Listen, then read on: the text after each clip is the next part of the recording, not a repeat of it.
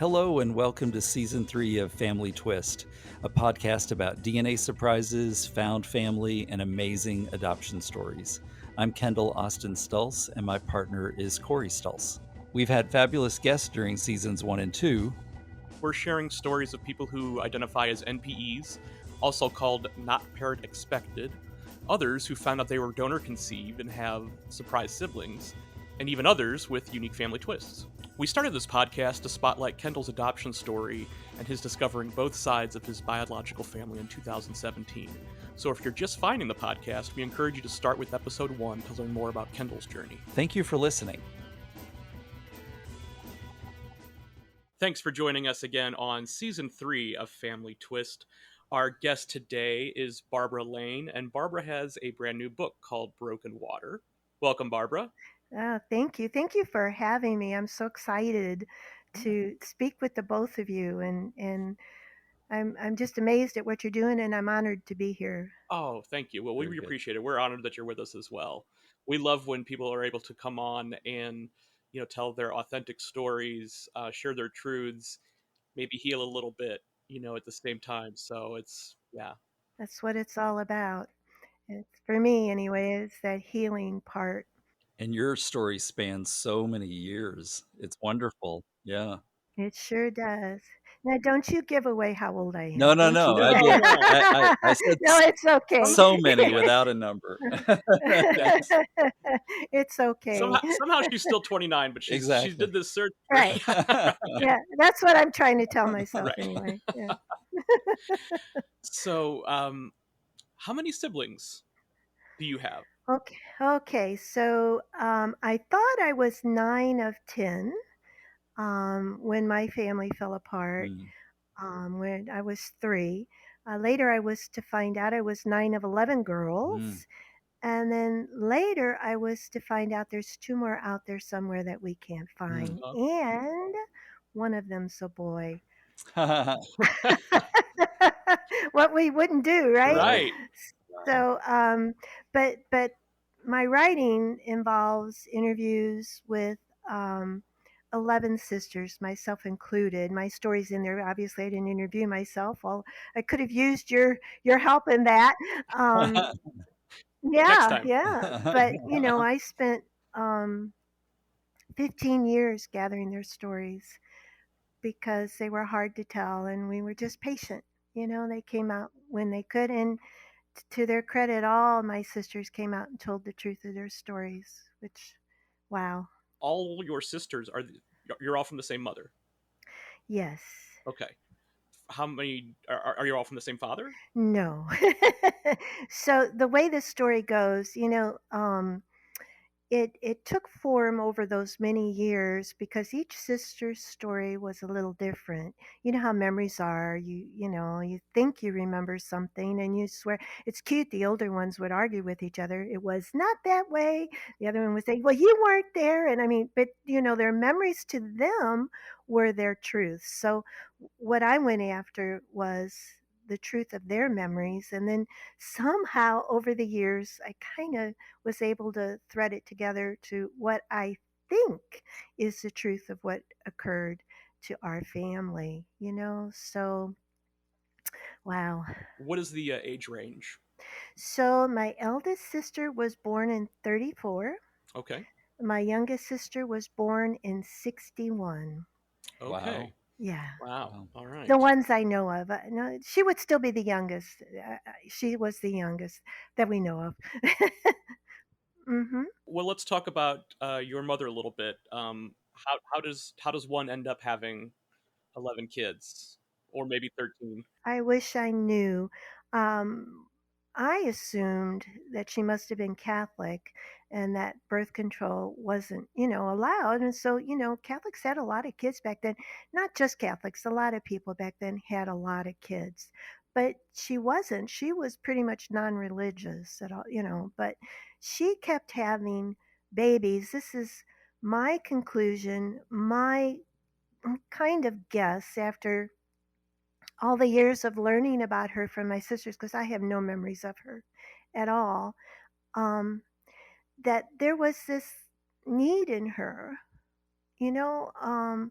when you have a baby, it's like all totally dependent upon you, right? It fulfills you, and then all of a sudden it goes through that 2-year-old stage where it's no, and don't pick me up, and I'm getting independent. And a lot of women then have a need to have another baby to recapture that. And I can say from what I've learned about her, that probably fit her. That probably fit her to a T. Yeah. You have no memories of her, but you were 3 years old when you were taken out of the family home. At that point, how many people were living in the house? So there were 10 of us. No, yes, 10 of us at that point. Two were married and out of the home. You married young back then, like 16. And women in that era, in the 50s, didn't have a car, they didn't drive. So when they were out of the home, they were out of the home, except for maybe holidays or, when we could all get together. So they didn't know what was going on in the home. And our mother didn't tell them either. But she had kicked our father out, and she was dating a lot of men. And she just decided one very cold December in St. Louis, and I did research to make sure that memory was accurate. One of the coldest Decembers in St. Louis, 1950, 54. In December, she turned off the heat, sold the furniture, left 8 of us in the apartment, and took off with a boyfriend.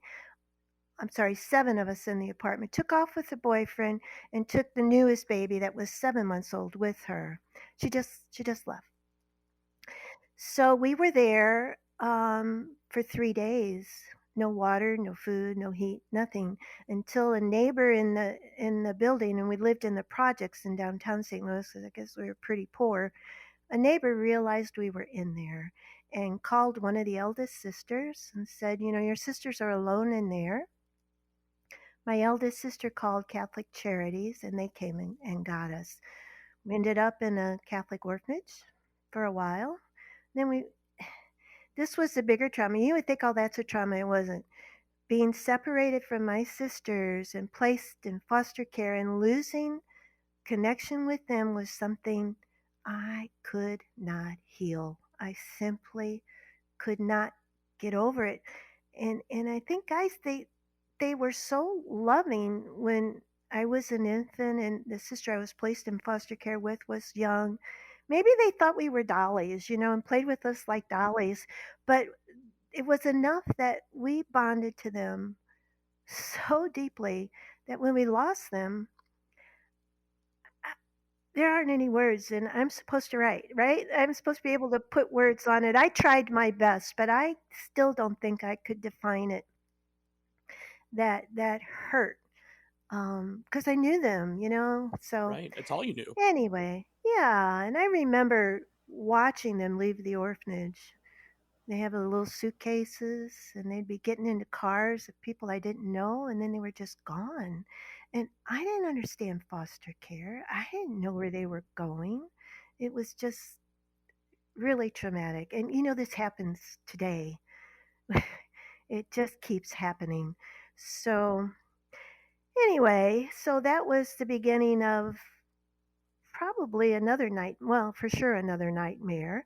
Eventually, myself and my sister Kay, who was 18 months older than I, were placed in foster home together. It was a home of a mafia grunt. I mean, I had red hair. I still have green eyes, and they were very Sicilian, and we looked nothing like them, right? But they tried to pass us off as from northern Italy.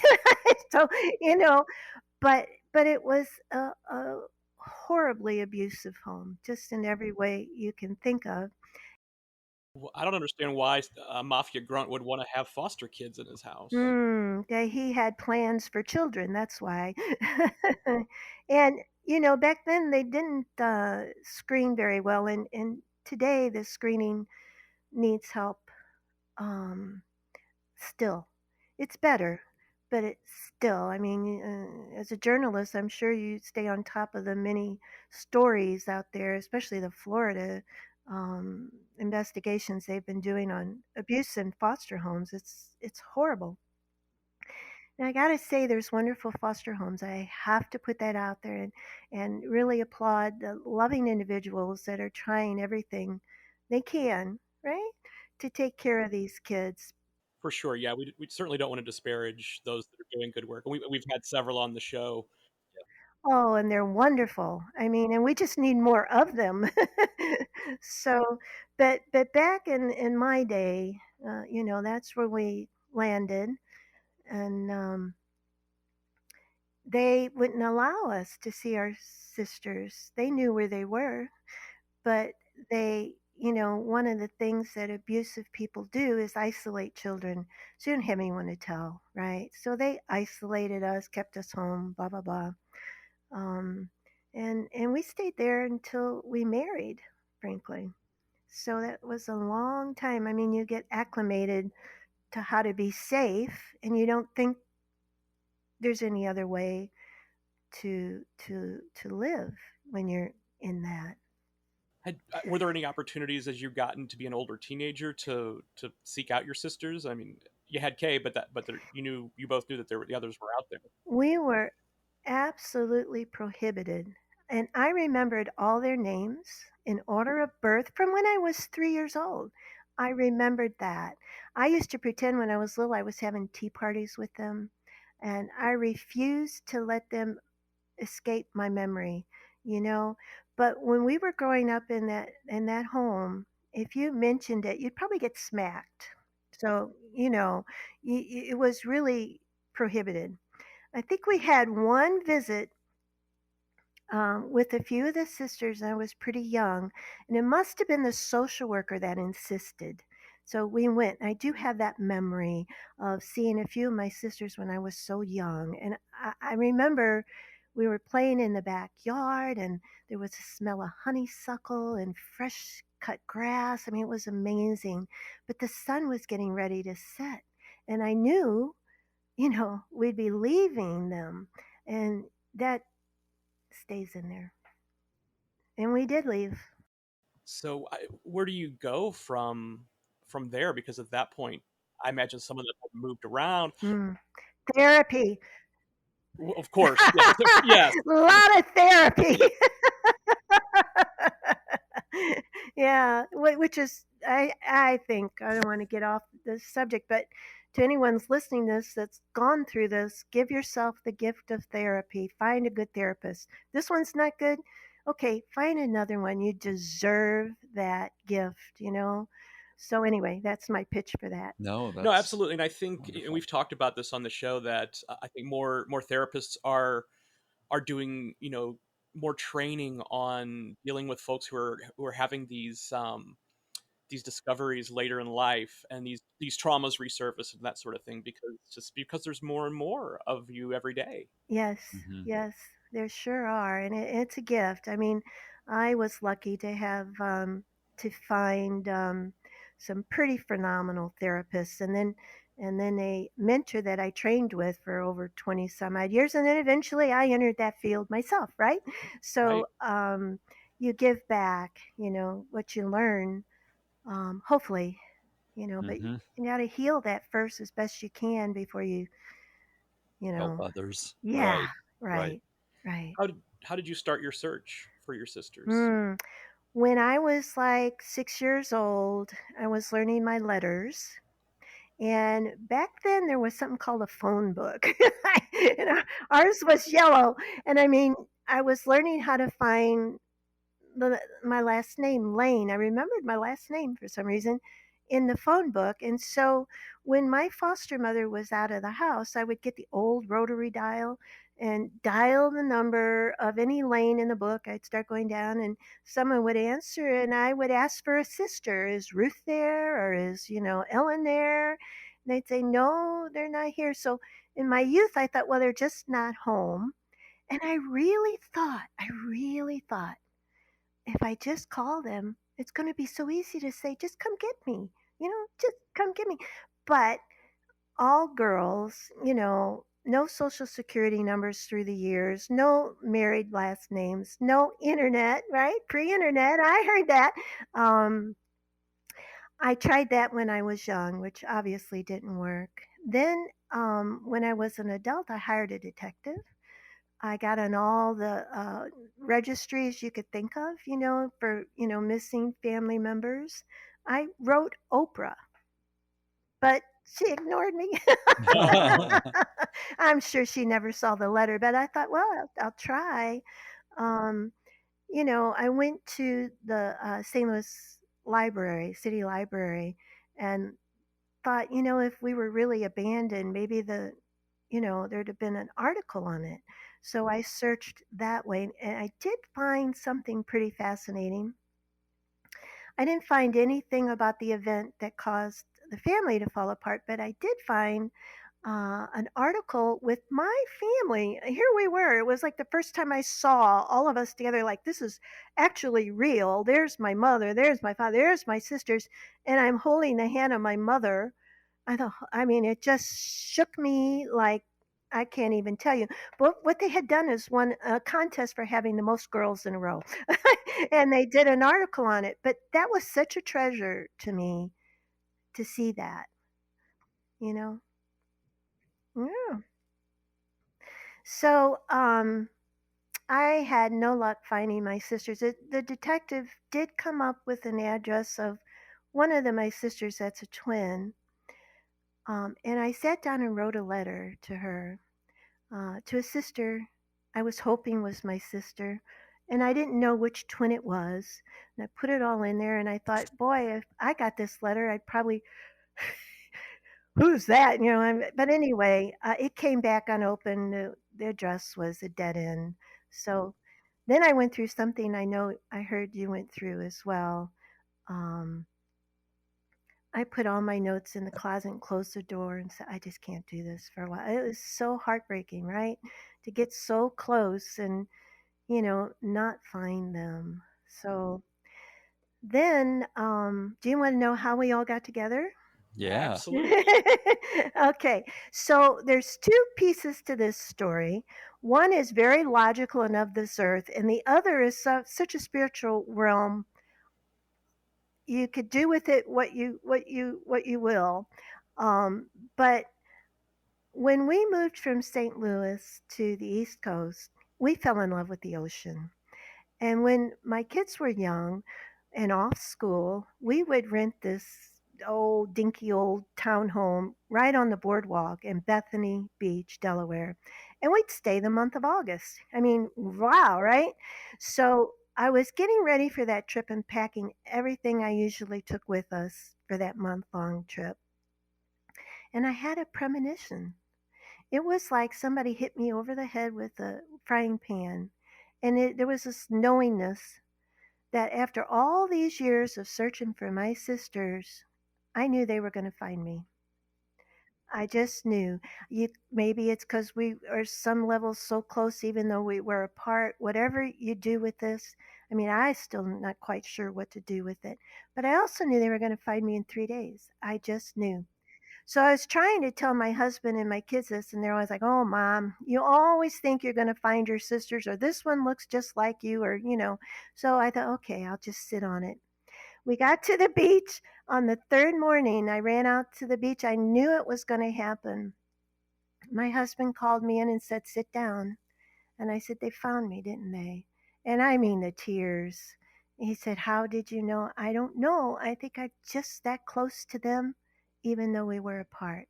Now, the logical side of how this all happened, um, my second eldest sister, Ellen, was going to try to reunite the sisters. Some of them knew where the other ones were, but they just kind of drifted in the wind. And she was determined that the ones she knew where they were, that she was going to get them together. And her son was there with his best friend. And she started crying, and they said, "Why are you crying?" He said, "Well, because there's two out there, myself and my sister Kay. We don't know where they are." And so he said, "Well, what do you know about them?" And unbeknownst to me, she had clipped an article that was in the St. Louis Post Dispatch back then we this is so ironic. We were featured in the newspaper as the model family for foster care. You know, in spite of all of the terrible stuff going on in that home that no one knew about. And she clipped that and she tried to call our foster parents who said, no, they aren't here. We don't know where they are, which was a lie. But anyway, this friend of her son took that our name, the foster name was on there, to St. Louis and worked with some clerks there, and somehow got the marriage license of my sister Kay with a phone number, so he found us, which is Oh, pretty wow. cool. Pretty cool, right? Wow. Yeah, Wow. But Yeah. yeah. but the realization that it's happening in 3 days. I knew it, like I know I'm speaking with you. You know, I got my background in family psychology, human behavior, social sciences. Then I went on, became an ordained ministerial counselor because I felt like there's a little bit of soul involved in healing this kind of hurt. So it's not unusual, I think, when you're kind of trained in that, or you're looking for it, or it hits you. I could only tell you that's how it happened on my side. I knew it. I knew when it happened, and there we are. We all flew to St. Louis. Those of us that could, because we are kind of spread out all over the country, flew to St. Louis the next day, so we could. And I mean, I just literally fell into my sister's arms like I was 3 years old again, and they caught me. They looked at our noses, our ears. You are who you are, Barbie. You are. It was really emotional. Oh Oh, boy. can't Wow. imagine. Yeah. How many sisters were there at that reunion? At the first one, there were 8 of us, and then 2 weeks later, we all met in Kansas. We were all there. That's So Oh amazing. wow. yeah, it was like we were never apart. It was like we were never apart. Just yeah. I'm actually on this. I'm in Alabama right now, and I live out in Virginia because I came here for a niece's wedding. You see, I wouldn't have even known I had her, right? And and here we are celebrating her wedding. I think I have over 100 nieces and nephews, guys. I So, bet. That's wild. Wow. Wow. mhm, What mhm, an incredible story. Oh boy. mhm. And so at what point did you decide you should be the one to chronicle everyone's story? Oh, so they put it on me. What can I say? uh, we spent the first 8 years together doing nothing but regressing to our childhoods. I mean, we got together every chance we could, every single one of us. We played hand clapping. Miss Lucy had a baby. We recaptured our youth in ways, jumping rope, skipping, being silly, makeup, sleepovers, the whole 9 yards. But we never ever spoke of our past. It was too hard. And we were together maybe about 8 years. And one of my sisters, Laverne, I couldn't say it as a child. I came out Bernie, and the name stuck. She said to me, will you write our stories down? Because we're getting older, you know. And I said, why me? Because you can. I guess she had confidence in me. And I didn't never saw myself as a writer, but okay. So that began a process of one on one interviews with each sister. I would spend a week alone with each one of them, which was such treasured time, one on one. I mean, and again, I had to follow my intuition as to who to see first. So this was October of that year, and I decided to go visit one of the twin sisters in Detroit. It was already sleeting. Well, I have sisters that live south. My husband would say to me, what are you doing? Go south where it's warm. But it was one of those, I just know that this is a sister I need to visit first. Gathered her story, spent a week with her. We had a wonderful time uh, in Frankenmuth. I don't know, kind of a German. Yeah, we had so much fun. And she was the first to pass. And if I hadn't listened to that intuition, I'd have missed it. So the whole 15 years of gathering their stories, went just like that. Like, where should I go next? I don't know. Just follow your heart. Amazing. Wow. Oh my goodness. I mean, what a beautiful ending to your story. Has anyone been able to find out what happened to your parents? Sure. Again, it depends on which sister you hear, because memories are pretty fluid. Is that the right word to use? Like, they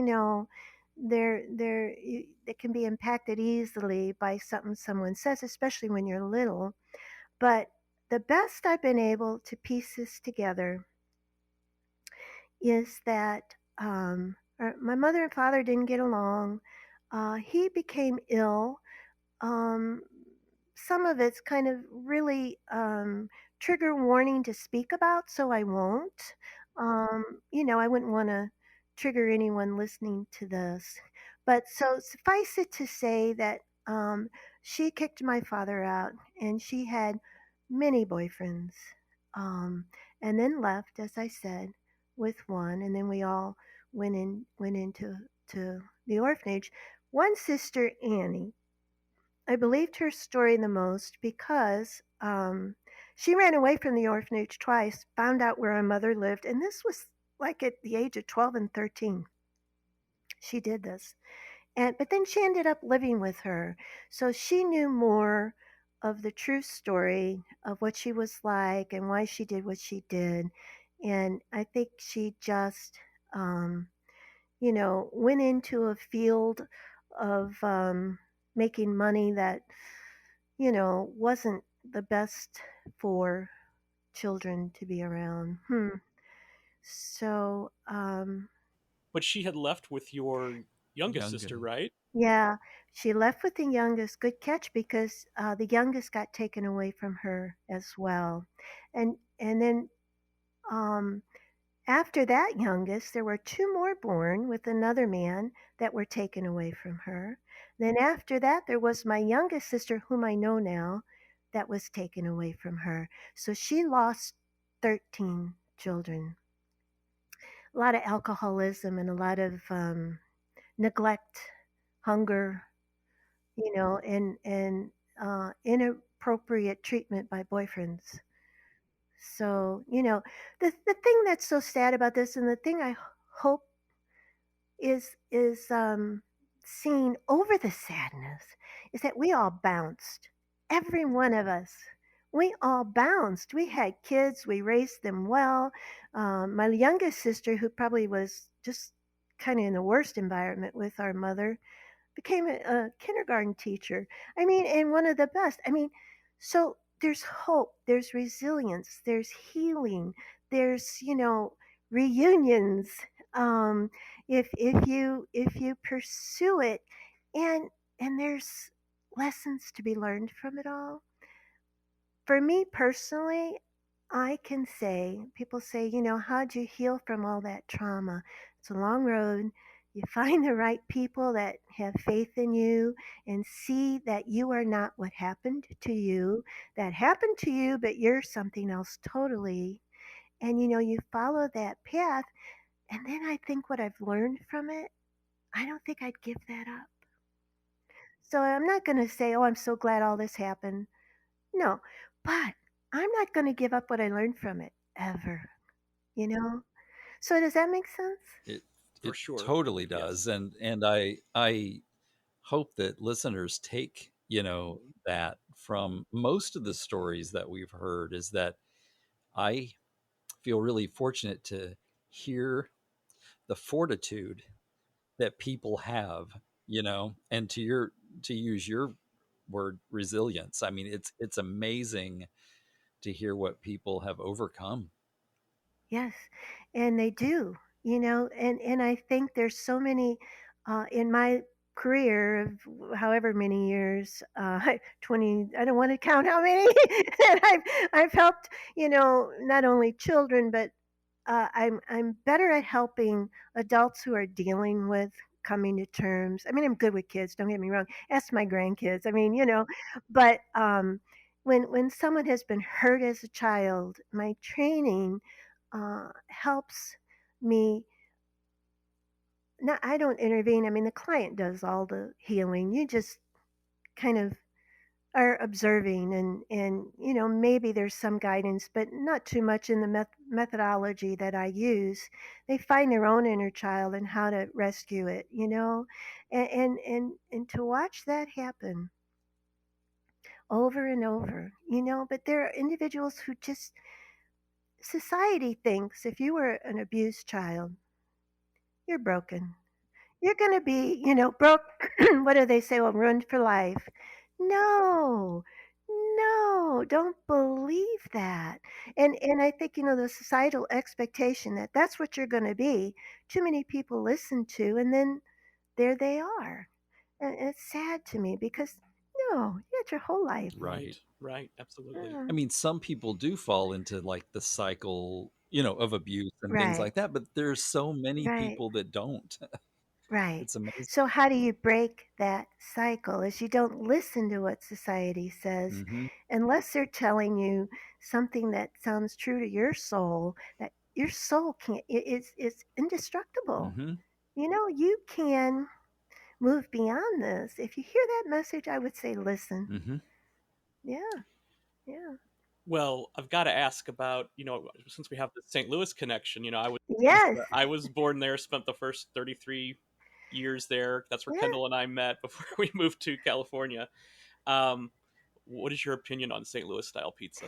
Oh It's my gosh, hometown. Oh, St. Louis pizza? pizza. Yeah, St. Louis You style. can't beat it anywhere. Nor toasted ravioli. Toasted. Right, I knew you were right. going to say What that. part of Yeah. St. Louis are you from? So I'm from one of the suburban counties. Hmm. I grew up in Florissant. Hello, neighbor. Berkeley. Oh Oh, yeah, wow. yeah, that's Yeah, right there. yeah, yeah. Wow, My listeners, you got to husband pull grew out up a in. map. I'm sorry. I said listeners are going to have to pull out a They're map. gonna have to, but we're neighbors. My husband grew up in Florissant. I grew up in Berkeley, Oh, that's all. and we met on a in a bike accident when we were 14, and we still argue over who was at fault, but it was his fault, right? Sure, of course. If we took a vote, we would know he just Where did your husband go to high school? Of course, I got to ask the St. Louis question. Where did you go to high Saint school? Saint Thomas Aquinas. Oh, Oh, yeah. yep. I know a Yeah, bunch of people yeah, from there. Yeah. yeah, yeah. We were raised Catholic, and I bet I tell you a funny story about how we became Catholic, because there is a lot of funny stuff in our stories. It's just not all, sad horrors. My eldest sister, we were being raised Southern Baptist. And I know I heard you couldn't dance, right? No. So my eldest sister was 16, I think, at the time, and she had a friend that was Catholic that went to the CYC dances, and she's like, "Oh, I want to go there." She had all of us baptized on the same day, so Wow. that we could all be Catholic and she could go dance. Hey, you got to have a plan. That's great. You gotta have. She did. She still does. She's 86 and she still is I like love it. spunky. Yeah, yeah, Oh, that's wonderful. yeah, yeah. Uh, just what a heartwarming story of the reunion. Mm, And I'm so mm, happy that you got the chance to reconnect mm-hmm. with all of your sisters, before any of them passed. Yeah, Right, Hmm. Hmm. right. yeah. We were all alive. We were all healthy, and we just had so much fun. I, we were there for each other. Uh, I Yeah. don't know. That's We great. were really blessed. Really blessed. Interesting. It's not lost on me that it was just last night that Corey and I got to spend some time with my local family. My one of my nephews graduated from high school this week, and my Ah. sister hosted Uh his huh. mother Uh huh. hosted his graduation party. So got to hang out with Uh huh. them and my brother and his wife, and just Oh. it's why we're here. Yeah. Yeah. You knew you were adopted all along because I've been listening. I'm having a hard time not continuing listening. It's really well done. You know, oh, it's fascinating. But you didn't know any of your biological family, but that longing was still there. Mm. Uh-uh. Yep. I kind of equate it to what you said about you could never let go of the thought of finding your sisters. I always, in your mind, you think, well, I can't just be alone out here. You know what I mean? Like there have to be others, right? And, but to your point, I did put it on the shelf for a while because you do become disheartened and it's tiring. It's physically and emotionally draining to keep that like that search going. And I mean, well, I was going to say the magic of DNA. I think it was just the gift, for us, for sure, for finding each other because I don't know how else we ever would have, honestly. So I wonder because as I told you, I have two more out there. They were adopted as you were very young, so they may not even know anything about us. And so we sisters have, thought, how can we find them? We know their first names, Robert and Roberta. Now that could have been changed as your name was, right? Um, but we wonder if they didn't know anything about us or the history of our mother and what she became and our father, um, how traumatized would they be to find that out? But are they longing, even though they don't know, are they longing for this connection like you have been? So my hope is, um, let me backtrack, if I may, just a bit. All of us sisters got together and got brave enough to tell these stories, you know, at great personal expense for some of us, great personal expense with family or what have you. Um, but to know that this truth put out there could help other men and women who have had the same histories find some hope or some inspiration that they could do this.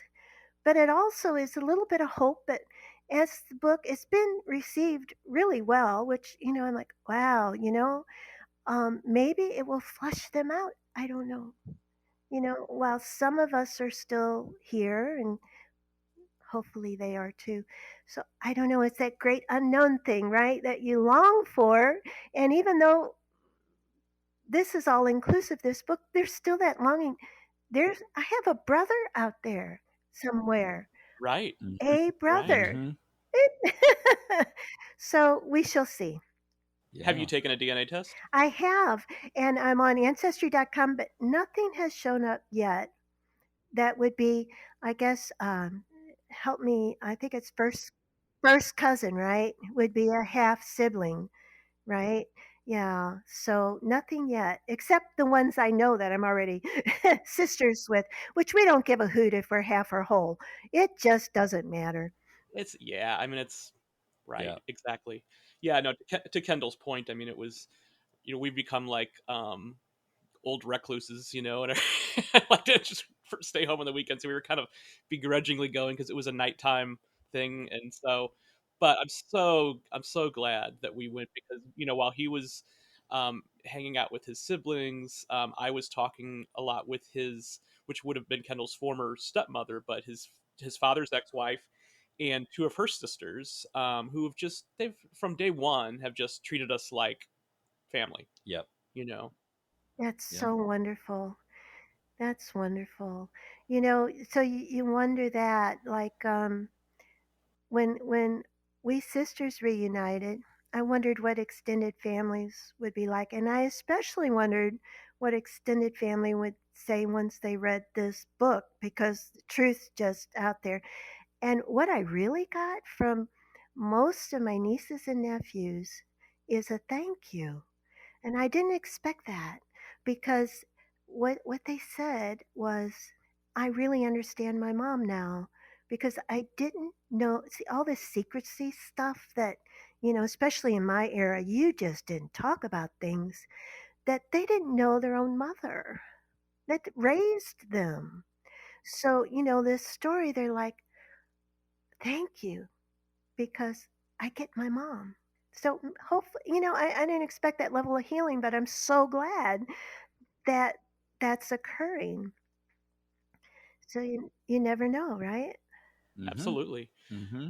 Well, we will definitely be putting the link for your book in the show notes for this episode, Yep. and encouraging everybody to check it out.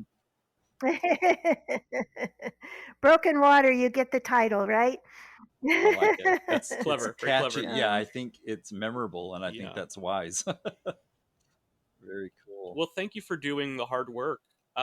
Because as you said, 15 years. I mean, and I'm sure it was just like reliving trauma after trauma and empathizing with your sister's situations. It's had to be tough. right.